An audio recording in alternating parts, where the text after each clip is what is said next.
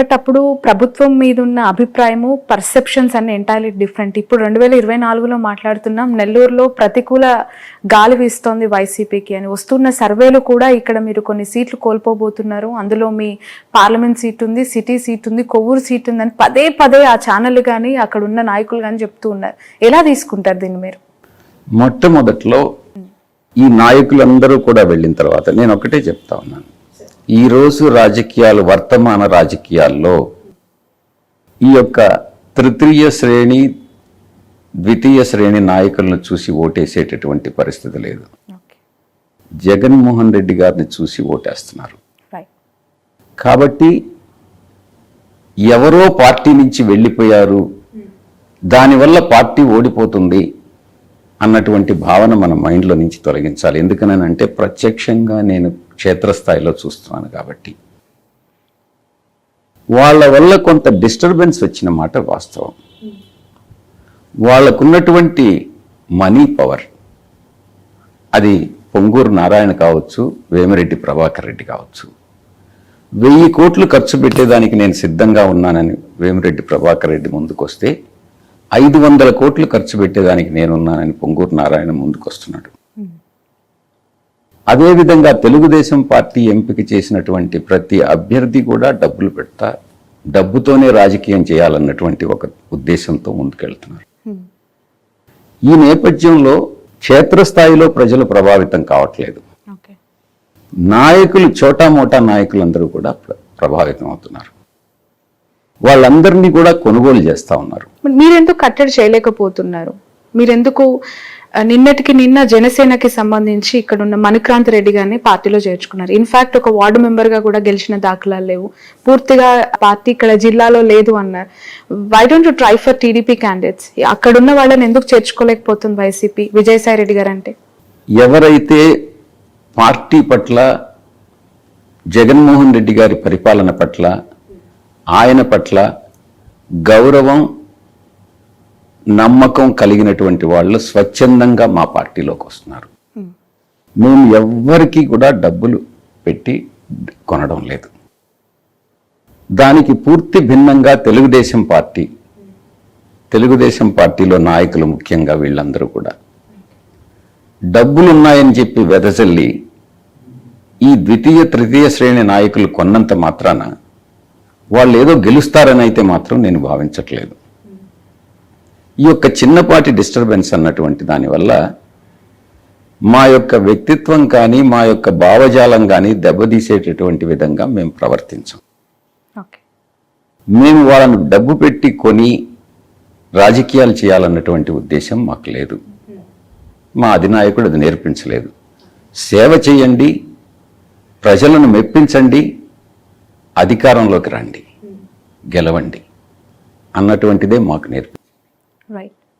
ఇదే కానీ నిజమైతే మీరు ఒకటి గుర్తించాలి, వేమిరెడ్డి ప్రభాకర్ రెడ్డి 1000 కోట్లు పెట్టి పార్లమెంటు, లోక్సభకి ఎన్నికైనట్లయితే పొంగూరు నారాయణ 500 కోట్లు పెట్టి అసెంబ్లీకి ఎన్నిక కాగలిగితే గతంలో ఎందుకు ఓడిపోయాడు?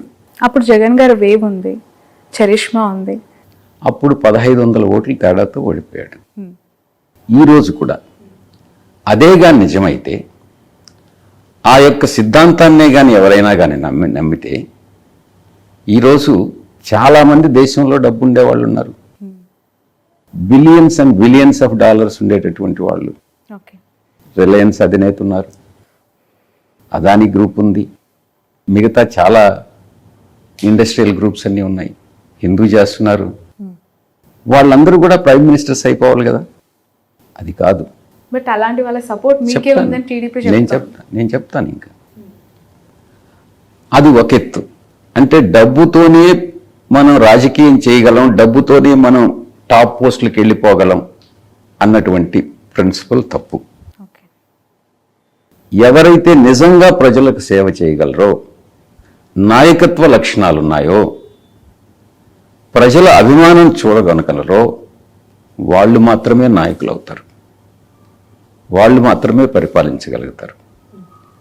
ఇంకొక రకంగా కానీ చూసినట్టయితే, సినిమా గ్లామర్తో, సినిమాల్లో మేమేదో హీరోయిక్ యాక్టివిటీ అంతా కూడా చేసి అదంతా కూడా మేము ప్రత్యక్షంగా మేము రాజకీయాల్లో చూపిస్తాం ఆ హీరోయిజం అని అంటే అది కూడా తప్పే. అలాగైతే అమితాబ్ బచ్చన్ ప్రైమ్ మినిస్టర్ అయిపోయి ఉండాలి, లేకుంటే షారూక్ ఖాన్ ప్రైమ్ మినిస్టర్ అయిపోయి ఉండాలి. అలా జరగదు ఎప్పుడు కూడా. ఎవరు ఏ రంగంలో రాణిస్తారో ఆ రంగంలోనే రాణిస్తారు. రాజకీయాలు అన్నటువంటివి ఒక ప్రత్యేకమైనటువంటివి.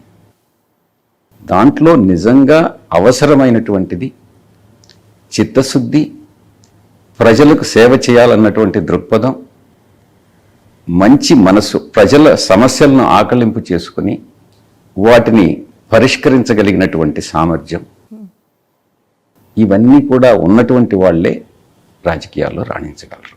రైట్.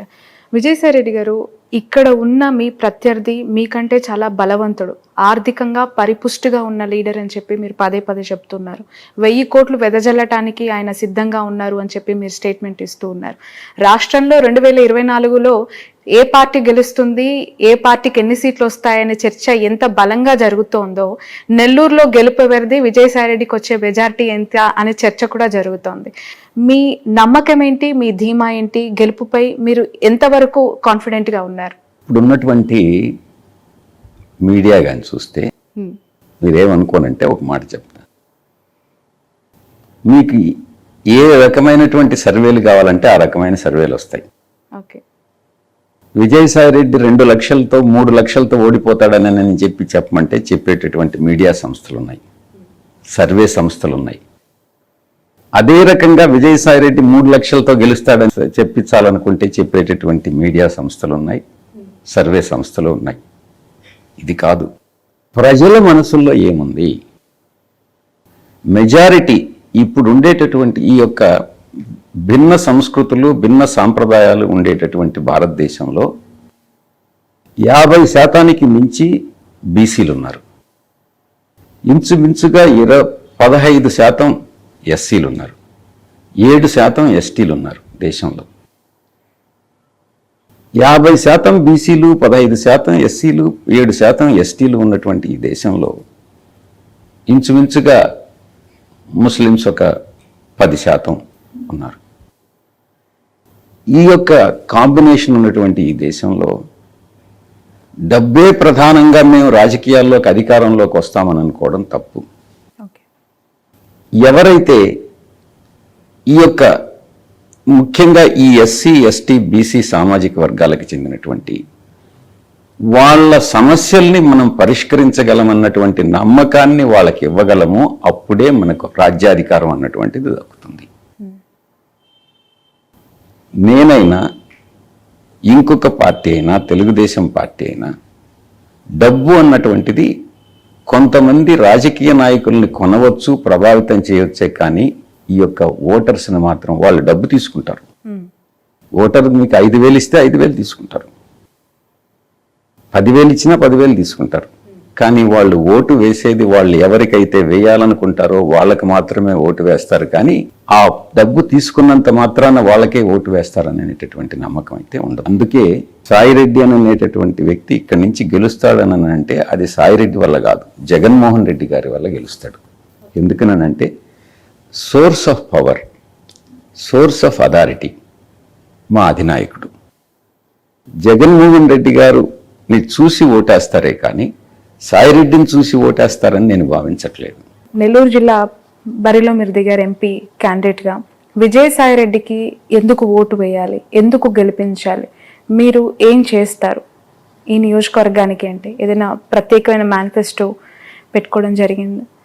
40 పేజీలు ఏదో పెద్ద పుస్తకమే తయారు చేస్తున్నారని విన్నాం, నిజమేనా? మీరు ఒక్కసారి నెల్లూరుని ఈరోజు చూడండి. ఇక్కడే పుట్టాను, ఇక్కడే మా సొంత ఊర్లో పల్లెటూరులో 5వ క్లాస్ వరకు చదువుకున్నాను. తర్వాత ముత్తుకూరు పక్కన ఒక గ్రామంలో పంచాయతీలో 5 నుంచి 10 దాకా చదువుకున్నాను. తర్వాత విఆర్ కాలేజీలో టౌన్లో చదువుకున్నాను. ఈ యొక్క జిల్లా గురించి, ఈ యొక్క జిల్లాలో ఉన్నటువంటి అన్ని ప్రాంతాల గురించి ప్రతి ఇంచి నాకు తెలుసు. ప్రజల మనోభావాల గురించి పూర్తిగా ఆకలింపు చేసుకున్నటువంటి వ్యక్తిని. తర్వాత చెన్నైకి వెళ్ళడం జరిగింది.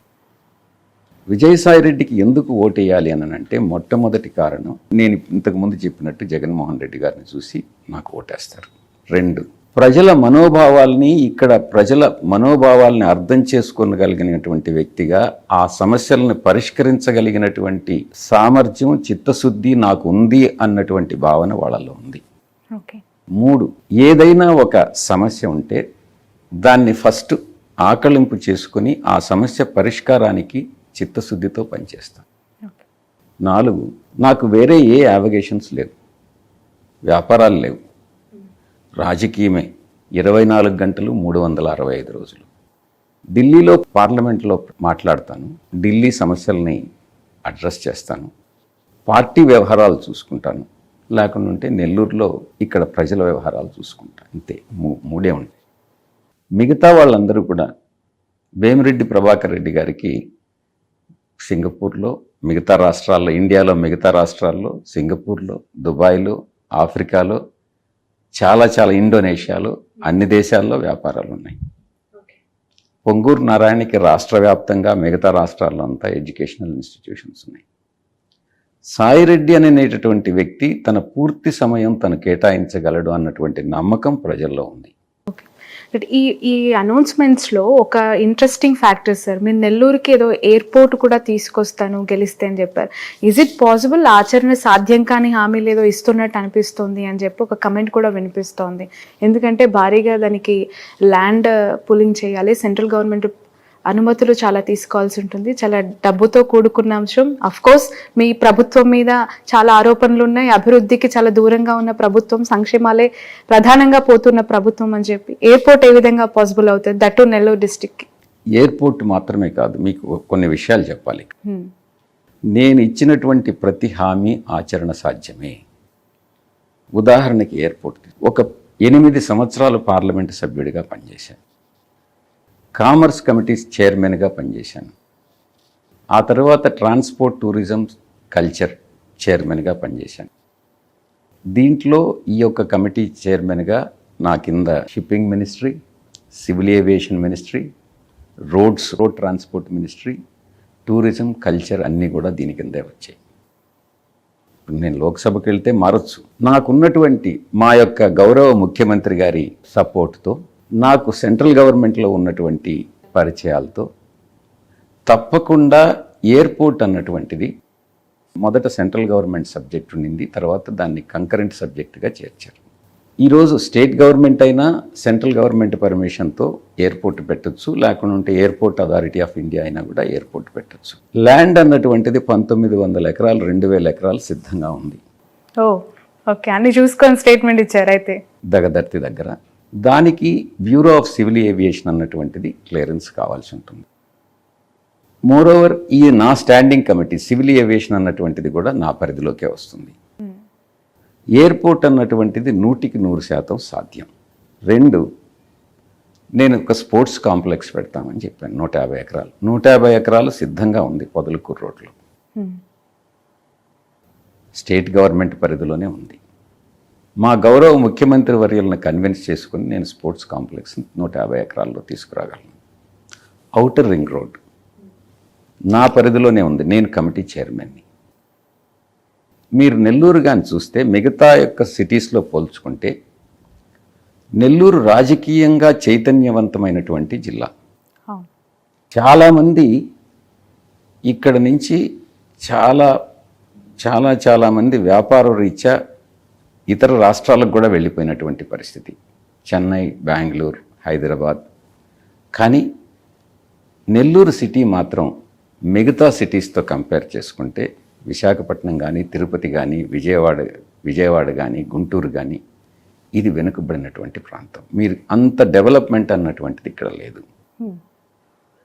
దానికి ఇప్పటి వరకు కూడా ఖచ్చితంగా ఈ సిటీని డెవలప్ చేయాలి అన్నటువంటి పట్టుదలతో ప్రయత్నం చేసినటువంటి రాజకీయ నాయకులు లేరు. ఎందుకనంటే వీళ్ళందరూ కూడా మిగతా రాష్ట్రాలకు కానీ మిగతా దగ్గరికి వెళ్ళి చేసుకుంటున్నారు. కాబట్టి తప్పకుండా 100% ఏదైతే మేనిఫెస్టోలో హామీ ఇచ్చామో అవన్నీ కూడా ఔటర్ రింగ్ రోడ్ కానీ, స్పోర్ట్స్ కాంప్లెక్స్ కానీ, సాఫ్ట్వేర్ టెక్నాలజీ పార్క్ కానీ, పెన్నా నదికి ఒడ్డున టూరిజం డెవలప్మెంట్ కానీ, ఎయిర్పోర్ట్ కానీ, ఇవన్నీ కూడా తప్పకుండా మేము సాధించగలం.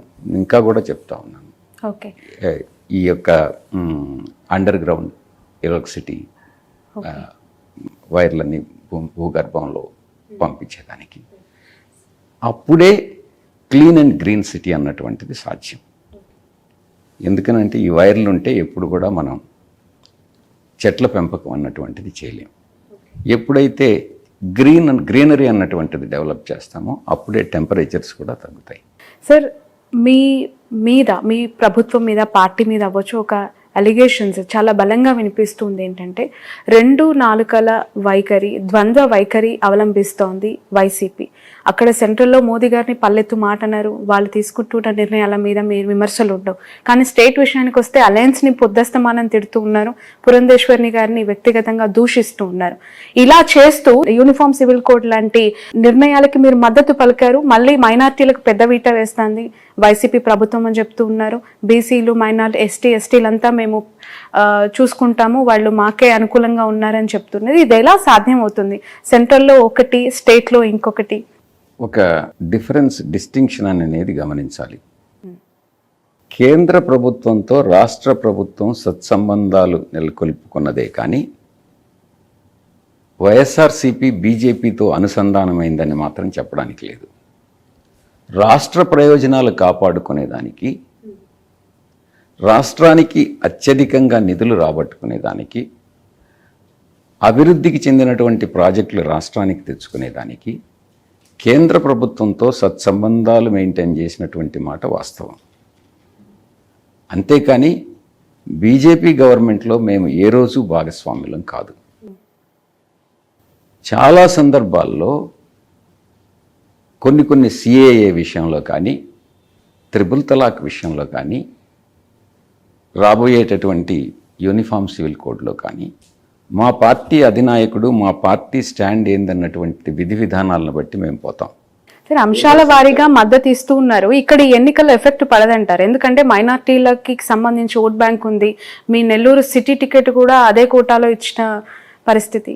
త్రిపుల్ తలాక్ విషయంలో మేము చాలా స్పష్టంగా మా పార్లమెంటు సభ్యులు ఇచ్చినటువంటి స్పీచెస్ మీరు చూడండి, డిబేట్లో పార్టిసిపేట్ చేసింది, మా స్టాండ్ చాలా క్లియర్గా చెప్పాం. సిఏఏ విషయంలో చాలా స్పష్టంగా చెప్పాం. ఒక్క ముస్లిం తప్ప ముస్లిమేతరులకు మాత్రమే రాజకీయ పొలిటికల్ అసైలం కల్పించాలి అన్నటువంటి సిద్ధాంతాన్ని మేము వ్యతిరేకించాం. అందరికీ, ఎవరైతే హింసకు లోనవుతారో, ఆఫ్ఘనిస్తాన్లో కానీ, బంగ్లాదేశ్లో కానీ, పాకిస్తాన్లో కానీ, ఇతర దేశాల్లో కానీ హింసకు లోనైనటువంటి ఏ మతానికి చెందిన వాళ్ళైనా కూడా ఒకటిగానే పరిగణించాలన్నటువంటి విషయాన్ని చాలా స్పష్టంగా నేను రాజ్యసభలో, మిథున్ రెడ్డి గారు లోక్సభలో చాలా స్పష్టంగా చెప్పడం జరిగింది. అది మా పార్టీ స్టాండ్. ఓకే. ఎక్కడా కూడా ఎవరి మనోభావాలు, ఇతర మతస్థుల మనోభావాలు దెబ్బతినకుండా, లేకుంటే ఆ దెబ్బతీసేటటువంటి ఏ ప్రయత్నాలనైనా కూడా, ఏ బిల్లునైనా కూడా వైఎస్ఆర్సీపీ వ్యతిరేకిస్తుంది. అదే సమయంలో రాష్ట్ర ప్రయోజనాలను కాపాడుకునేదానికి ఏ రకంగా ఏం చేయాలి అన్నటువంటి విషయంలో కూడా ఒక స్పష్టత ఉంది. దాంట్లో మా పార్టీ అధ్యక్షులు పూర్తి సమతుల్యం పాటిస్తూ ఉన్నారు. నిన్న చిరంజీవి గారు ఒక ప్రకటన చేశారు, ఎన్డీఏ ప్రభుత్వానికి మద్దతు ఇస్తూ. పిఠాపురంలో కూడా త్వరలో ఆయన ప్రచారానికి దిగబోతూ ఉన్నారు అని చెప్పి తెలుస్తోంది. ఎలా చూస్తున్నారు దీన్ని? టఫ్ ఉండే అవకాశం ఉంది. పిఠాపురం గెలుస్తామని ధీమా వ్యక్తం చేస్తున్నారు. పవన్ కళ్యాణ్ గారు అసెంబ్లీలో అలువు పెట్టడం ఖాయంగా కనిపిస్తుంది అంటున్నారు వాళ్ళు. చిరంజీవి గారు కానీ, పవన్ కళ్యాణ్ గారు కానీ నిలకడ లేనటువంటి రాజకీయ నాయకులు. రాజకీయ నాయకుడు అంటే రాజకీయాల్లో ఓటమి, విజయం అన్నటువంటిది సర్వసాధారణం. 2014లో మేము ఓడిపోయాం, 2019లో గెలిచాం, 2024లో గెలవబోతున్నాం.